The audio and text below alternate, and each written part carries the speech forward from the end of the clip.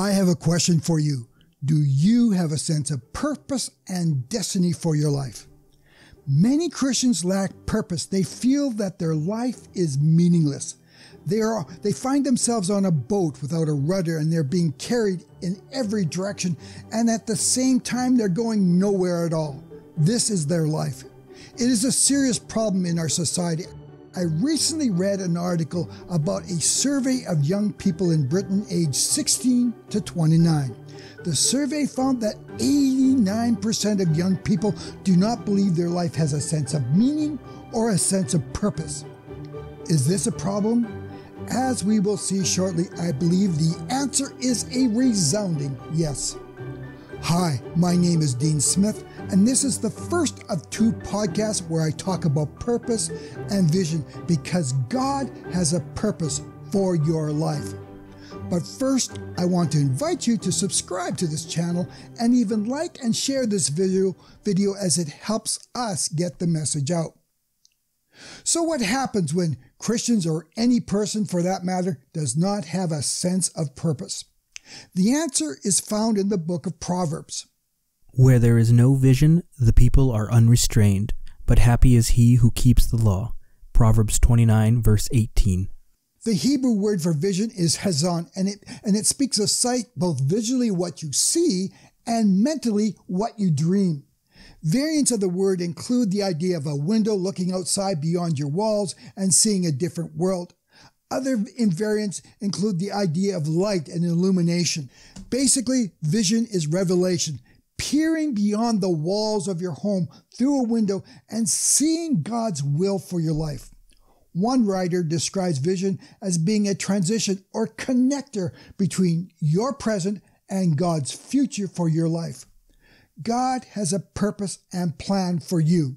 It could involve ministry, it could involve a career, and often it involves both, where God places you in a career to have an impact both in the natural world and in the spiritual realm as well.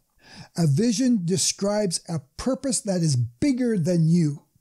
We know God has a plan and purpose for each one of us because of a prophetic word that the prophet Jeremiah gave many centuries ago. For I know the plans that I have for you, declares the Lord, plans for welfare and not calamity, to give you a future and a hope. Jeremiah 29, verse 11. God has a plan for each one of us. He has a plan for me. He has a plan for you. He has a future. There is hope. But the background here is so important to fully understanding this verse. In 586 BC, the Babylonian king Nebuchadnezzar breached the walls of Jerusalem, destroying both the city and the Jewish temple. Over the next several years, Nebuchadnezzar started rounding up as many Jews as he could, and he hauled them off into captivity in another land, forcing them to live outside of Israel. It was believed they were less likely to rebel if they were living away from their homeland. The prophet Jeremiah gave this word about a plan and a hope and a future to those people who were now living in captivity in Babylon. Though the Jews had been taken into captivity because of their sin, God still had a plan and purpose for their life. Though God gave this word to all the Jews living in captivity, how many people got off their couch and grabbed their vision and went for it? Well, we know one did. Nehemiah was probably just a boy or even a young teen when Jeremiah gave this prophetic word. But God had a purpose and a plan for him.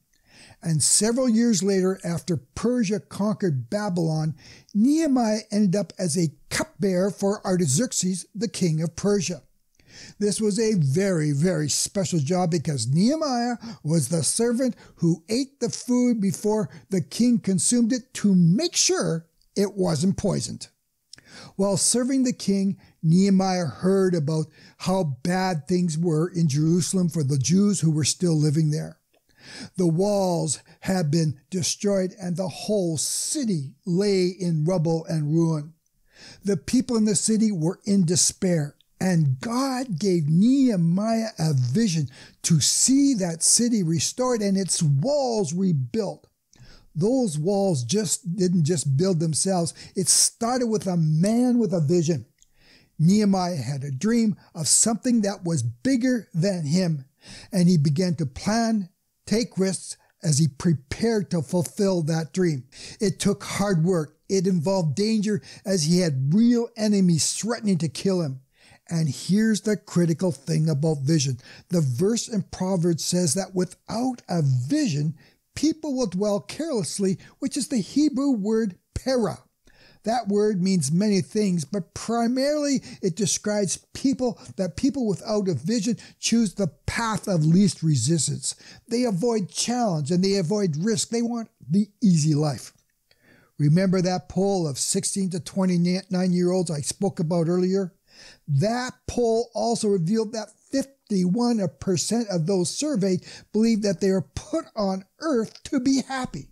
If you want a sure way to make yourself miserable, set your primary goal to be the one of attaining happiness.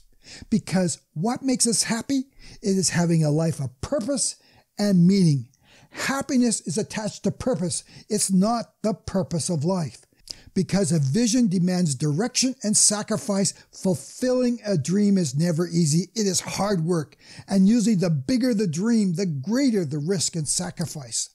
And this same Hebrew word para, translated living carelessly in Proverbs, is used again in the book of Exodus to describe the Jews after Moses had climbed up Mount Sinai to receive the 10 Commandments. Back at the foot of the mountain, people were talking.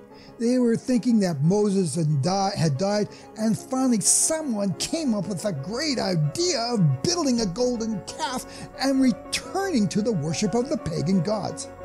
It says that night there was a big celebration, and the people were para, unrestrained or living carelessly.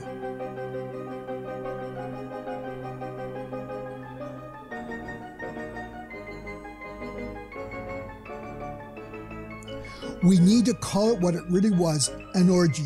This was a fertility cult celebration typical of that time, where drinking and every type of sexual behavior was on the table. This is what happens to people who have no personal vision for their lives. They have no self-control, and they stay up all night partying, and along with everything that comes with that. We need a sense of purpose to help give us self-control. So how do we figure out what God's purpose is for our lives? Well, let's start with your natural giftings. You probably have never heard of Truett, Cathy. He is a devout Christian and founder of Chick-fil-A, the third largest fast food chain in America. It has gotten a lot of press recently because of its stand supporting traditional marriage. Cathy had a vision for a restaurant, and in 1946, he started the Dwarf House, where he developed the idea of a chicken sandwich and a process that would cook chicken as fast as a burger joint could fry up a hamburger. In 1967, he changed the name to Chick-fil-A, and boom, the change started. In an interview with the Christian Post, former Chick-fil-A VP Steve Robinson recalled what Cathy said about his inauspicious start several decades earlier. Cathy, who is now deceased, said, "When I was running the Dwarf House, I had no intention of creating a chicken sandwich. It was a simple idea. That's why I was able to do it. I certainly had no idea it would spawn a business, and my primary concern is that we're good stewards," and here it is, the good stewards of the gifts that God has given me and us.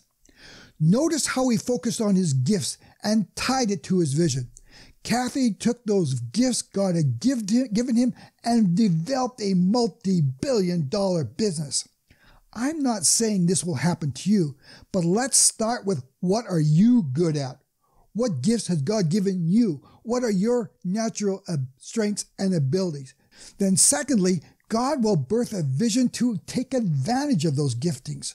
Psalm 37 verse 4 says, "Delight yourself in the Lord, and he will give you the desires of your heart." This verse says that God wants to give us the desires of our heart. God will help you accomplish those visions and dreams deep inside you. But I think there is more to this verse than just that, because I believe it also implies that God will give us or deposit those very dreams and desires in our heart. God will plant a vision inside of you.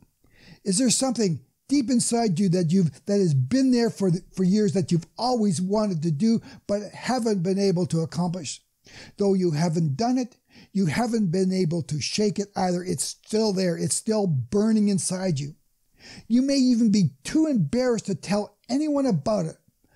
But for some reason, you have never made it happen. Maybe you were held back by fear. Remember that survey I talked about earlier? Well, according to the British newspaper The Sun, that same survey revealed that 34% of the people surveyed, that's a third of them, listed anxiety or worry, which are simply code words for fear, as the single biggest reason why they haven't stepped out and accomplished their dream. We need to deal with our fears. But maybe there is another problem. And in the next video on vision, I will share one of the biggest hindrances to moving out in your vision. It happens when we confuse the tool with the vision.